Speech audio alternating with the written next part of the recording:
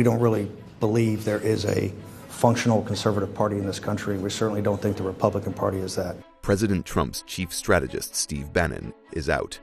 Mr. Bannon, a founding member of Breitbart, a news site he has called a platform for the alt-right, had been a lightning rod for critics of the president since he joined the campaign in August. It's a stunning thing that a white supremacist, Bannon, would be a permanent member of the National Security Council. During his time in the administration, Mr. Bannon's status has seemed to ebb and flow. He was seen as the president's link to his populist base. But there were members of the administration who were critics.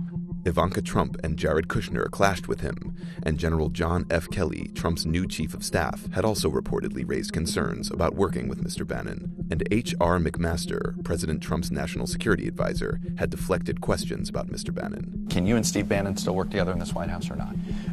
I get to work together with a broad range of talented people. You didn't answer. Can you and Steve Bannon work in that same White House? I am ready to work with anybody who will help advance the president's agenda. Do you believe Steve Bannon does that? I believe that everyone who works in the White House, who has the privilege, the great privilege every day of serving their nation, should be motivated by that goal. Mr. Trump has previously alluded to Mr. Bannon's uncertain future in the White House. But we'll see what happens with Mr. Bannon. Mr. Bannon's many critics were outraged over Mr. Trump's insistence that both sides were to blame for the violence in Charlottesville. This egregious display of hatred, bigotry, and violence on many sides.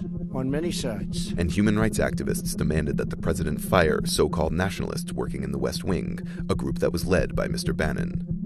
Mr. Trump had been frustrated with his chief strategist since a Time magazine cover story in February called Mr. Bannon the second most powerful man in the world. But the loss of Mr. Bannon, who helped propel some of Mr. Trump's campaign promises into policy reality, raises the potential for the president to face criticism from the conservative news media base that supported him over the past year.